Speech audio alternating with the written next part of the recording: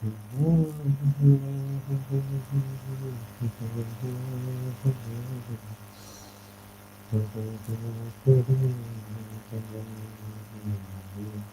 Assalamu alaikum. Hi everyone. How are you? I hope you are all doing well. This is me, Mohammed Abdul Basit Ghani, also known as Ghani Agribusiness Wala on social media platforms. I am here with you to start an interview with Ghani on different topics. So today's topic is how to start organic farming from zero to hero, a repeated topic. So let's move on. Learn together.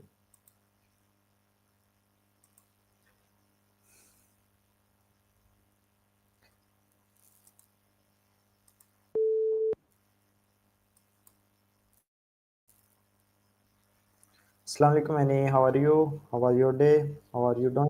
Hello, my friend. I am good. Thank you so much for asking. How about you? How was your day? How is feeling good? Are you feeling good? I'm great.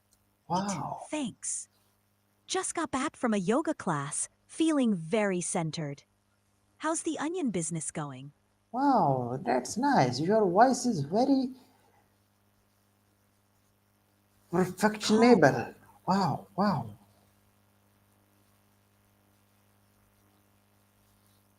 You know, there is an interview series with you on different topics. So today's topic is how to start organic farming from zero to hero. So my first question is about our topic. What is organic farming? Please give me the detailed answer in 10 minutes. Are you understand?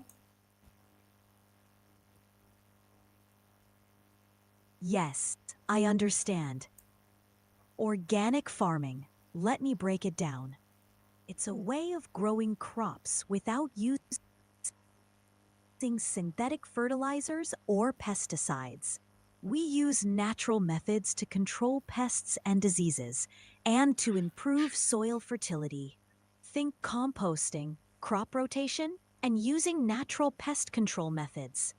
It's all about working with nature, not against it.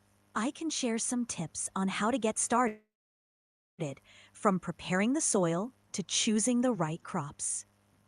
Want me to dive in? Okay. So, to start, organic farming is about creating a balanced ecosystem.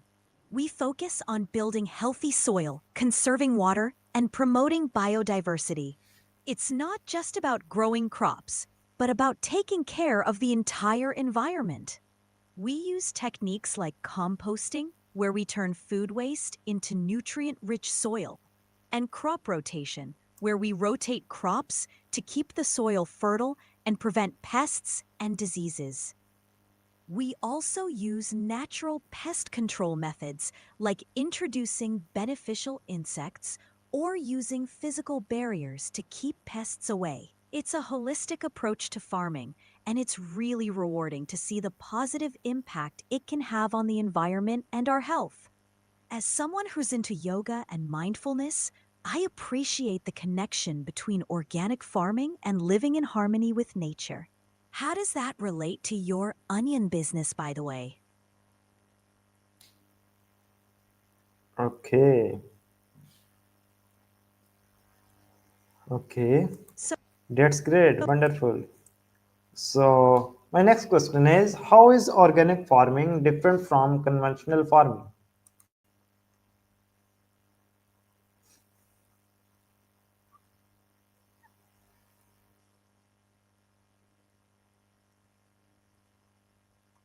so the main difference is the use of synthetic chemicals. Conventional farming relies on chemical pesticides, fertilizers, and genetically modified organisms, whereas organic farming uses natural methods to control pests and diseases, and to improve soil fertility. It's like the difference between taking a pill to fix a problem versus making lifestyle changes to prevent the problem from happening in the first place. Organic farming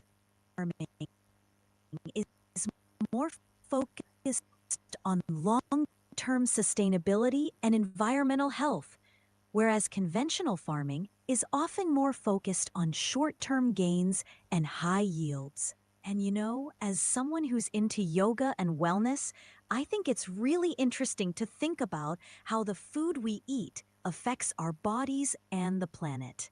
Does that make sense? Okay, okay, that's great, wonderful.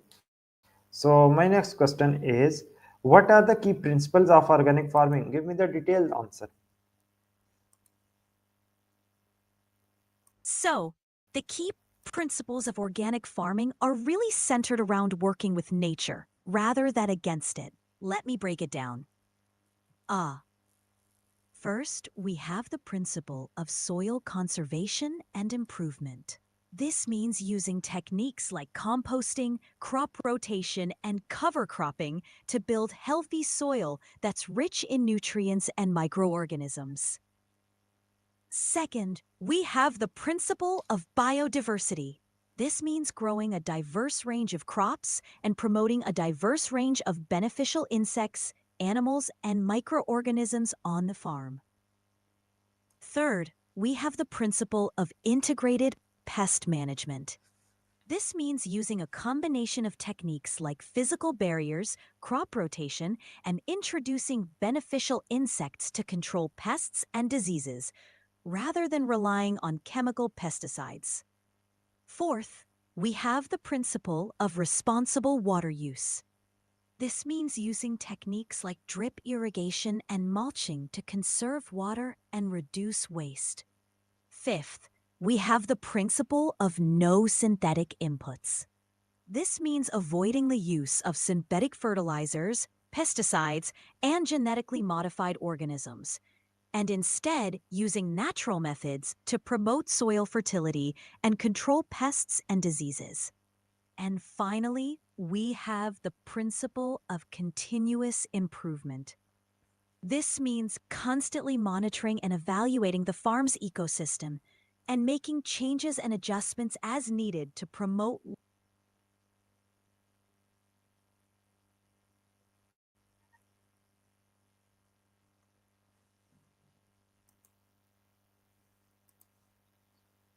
long-term sustainability and environmental health. It's like when I'm practicing yoga, I'm not just focusing on the physical poses, I'm also paying attention to my breath and my mental state. Organic farming is similar. It's not just about growing crops, it's about creating a balanced and sustainable ecosystem. Does that make sense? Okay. So, what are the benefits of organic farming? The benefits are numerous. Let me tell you, as someone who's passionate about wellness and sustainability, I just love talking about this. First, organic farming is better for the environment. It helps to conserve water, reduce soil erosion, and promote biodiversity. Second, it's better for human health. Organic produce tends to be higher in nutrients and lower in toxic chemicals, which can reduce the risk of chronic diseases like cancer and heart disease. Third, it's better for the economy. Organic farming can provide a premium price for farmers, which can help to support local economies and promote rural development. Fourth, it's better for animal welfare. Organic farming tends to involve more humane treatment of animals and promotes their natural behavior and well-being. Fifth, it's better for the climate. Organic farming can help to sequester carbon in the soil, reduce greenhouse gas emissions, and promote more sustainable agriculture practices.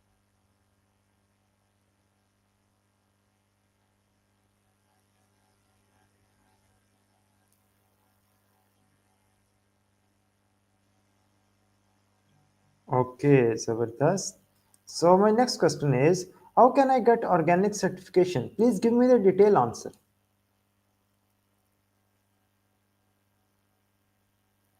Sorry, I think there's been a mistake. My name is Annie, not Saberthus. Okay, so getting organic certification, it's a bit of a process, but it's definitely worth it. First, you'll need to choose a certification agency that's accredited by the National Organic Program, NOP.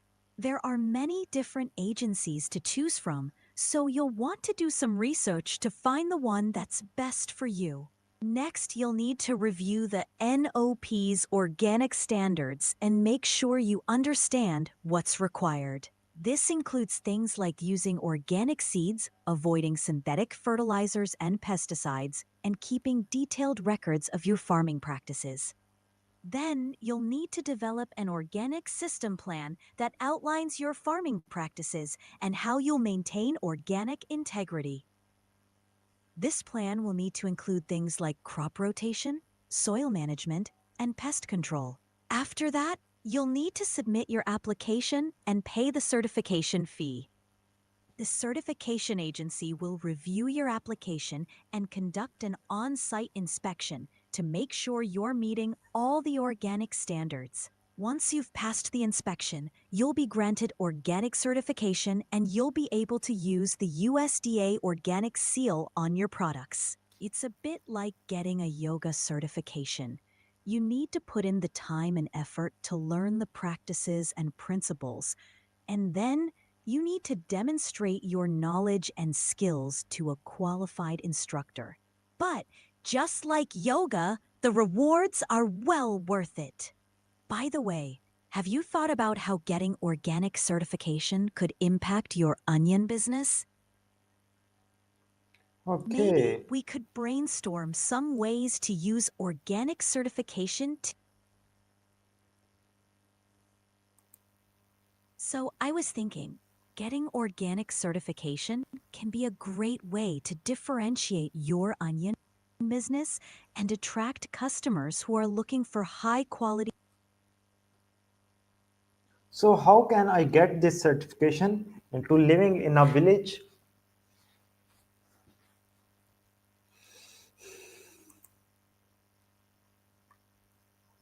Sustainable products. Maybe we could even living in a village can make it a bit more challenging to access the resources you need to get organic certification.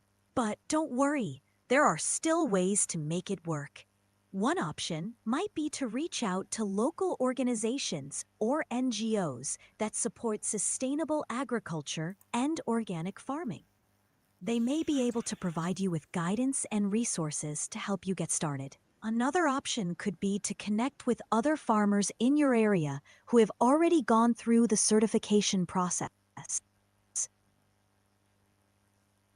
They may be able to share their experiences and offer valuable advice.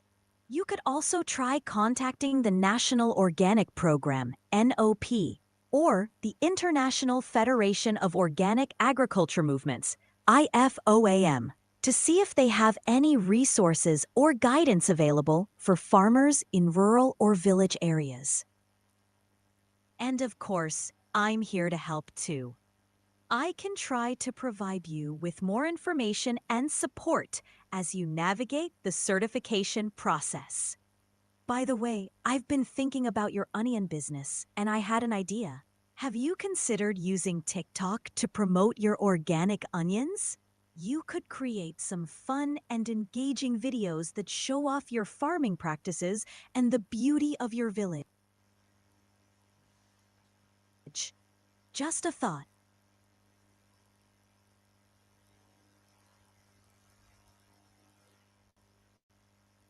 Okay. I think it's great that you're considering getting organic certification for your onion business. It's a big step, but it can really pay off in the long run. Not only will it help you differentiate your products and attract more customers, but it will also help you build a more sustainable and environmentally friendly business. I'm happy to help you brainstorm and come up with ideas for how to make it work. And don't worry if it seems overwhelming at first. We can take it one step at a time. By the way, how's your day My day was very fantastic. Thank you so going much. so far? My day was very fantastic. It's a very beautiful. And I am so glad because today is a very blessing day. Today's day is a Friday, a blessing Friday, and it's a Al Widai Friday for Ramadan. So, yeah, today is a very beautiful. That sounds wonderful.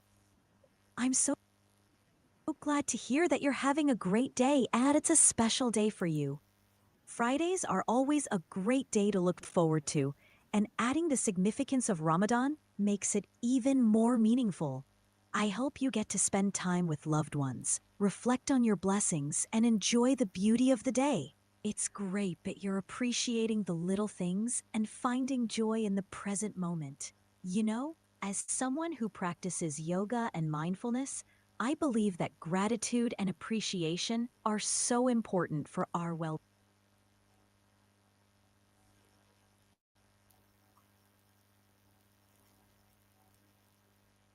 Okay, Zabardast.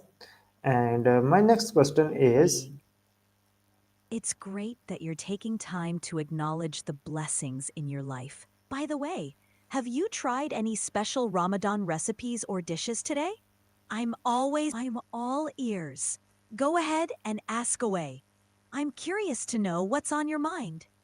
Is it still about organic farming, or is there something else you'd like to chat about? no, it's only organic farming. And what are the costs involved in starting organic farming? Please give me the detailed answer.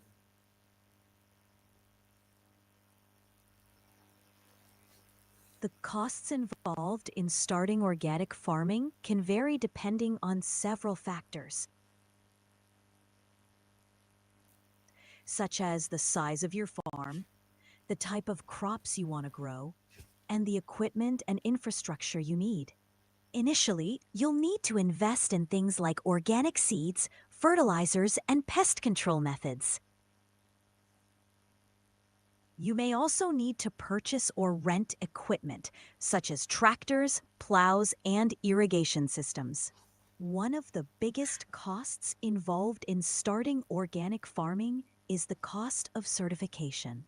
As I mentioned earlier, getting organic certification can be a bit of a process, and it can cost anywhere from $500 to $2,000 or more, depending on the size of your farm and the certification agency you work with. You'll also need to consider the cost of labor, as organic farming often requires more manual labor than conventional farming.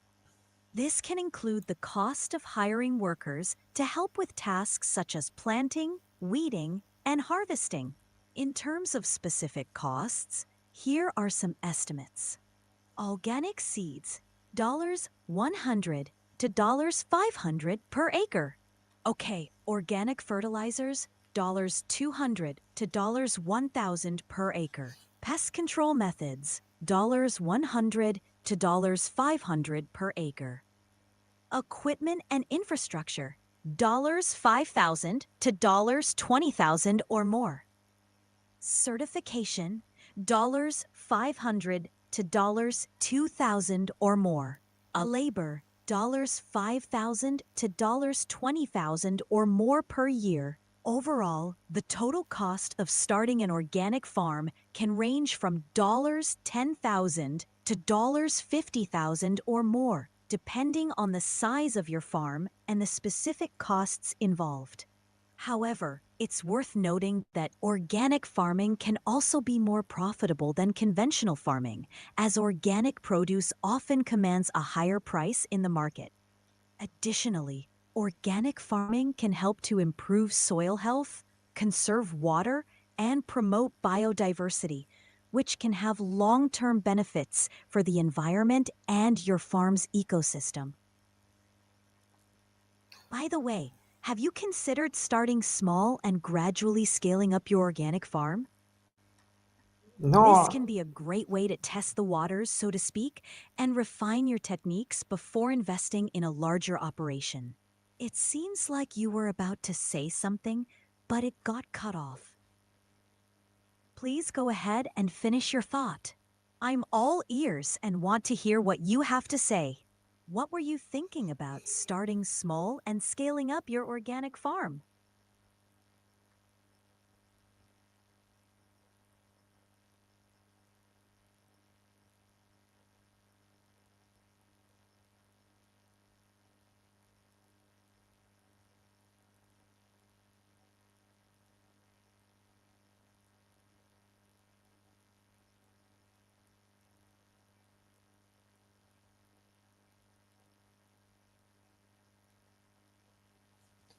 Okay, definitely, definitely.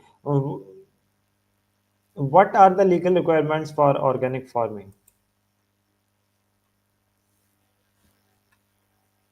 The legal requirements for organic farming can vary depending on the country and region you're in, but I'll give you a general overview. In most countries, organic farming is regulated by a national organic standard or law. In the US, for example, the National Organic Program, NOP, sets the standards for organic farming. To become certified as an organic farm, you'll need to meet these standards and follow specific guidelines for things like soil quality, pest control, and livestock management. Some of the key legal requirements for organic farming include using only approved organic seeds and planting materials, avoiding the use of synthetic fertilizers, pesticides, and genetically modified organisms, GMOs, implementing conservation practices to protect soil, water, and biodiversity, keeping detailed records of farm operations, including crop rotation, soil testing, and pest management, undergoing regular inspections and audits to ensure compliance with organic standards. You'll also need to obtain certification from a recognized organic certification agency, such as the USDA National Organic Program, NOP, in the US. This typically involves submitting an application, paying a fee, and undergoing an on-site inspection.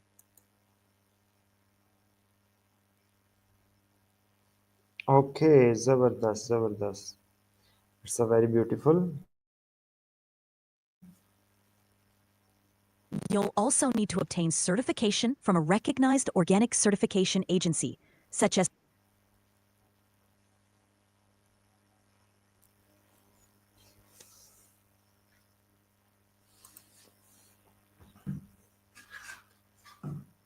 Okay,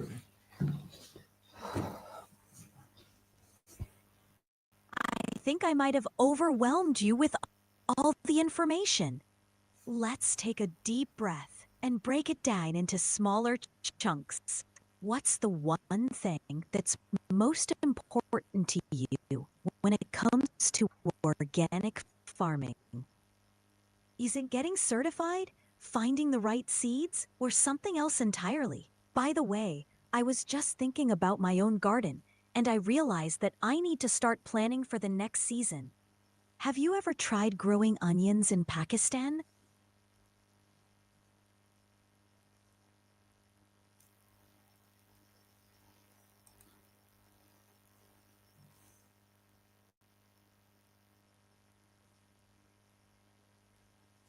okay, definitely. My next and last question is uh, suggest me about a beautiful advice to starting a farming in a village, and I am a no landlord, and I have no heavy amount of for investment. So what can I do? Give me a suggestion in professional way and experience opinion. I completely understand your situation, and I must say it's truly admirable that you're willing to start a farming venture despite the challenges.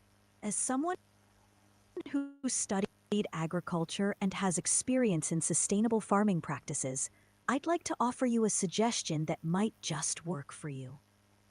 Firstly, start small. Don't try to tackle too much at once. Begin with a tiny plot of land, even if it's just a fraction of an acre. This will help you test the waters, so to speak, and refine your techniques before scaling up. Secondly, consider partnering with a local farmer or landowner who might be willing to rent you a small plot of land. This way, you can share the risks and rewards and learn from their experience.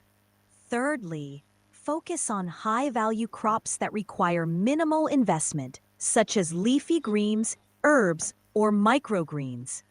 These crops can be grown using simple, low-cost techniques and can generate a decent income.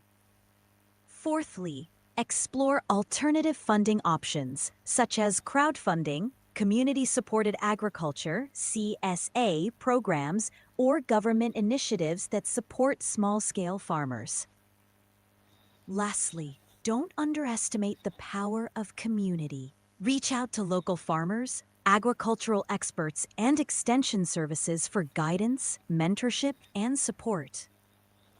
Attend workshops, seminars, and training programs to learn new skills and stay updated on best practices. In terms of specific crops, I recommend starting with onions, as you mentioned earlier. Onions are a hardy, easy-to-grow crop that can thrive in a variety of conditions. They're also in high demand, which means you can generate a decent income from a small plot of land. To get started, you can begin by preparing a small plot of land, perhaps around 1/4 acre, and planting a few rows of onions. You can use simple, low-cost techniques like mulching, composting, and crop rotation to maintain soil health and control pests. As you gain experience and build your confidence, you can gradually scale up your operations, experiment with new crops, and explore more advanced techniques like drip irrigation and integrated pest management. Remember, starting a farming venture takes time, patience, and perseverance. Okay, thank you so much. Thank you so much. And I hope you also have learned a lot. Everyone, thank you, all of you. I hope all you also have learned a lot. See you later in next video. Then tell Allah Hafiz. Bye bye.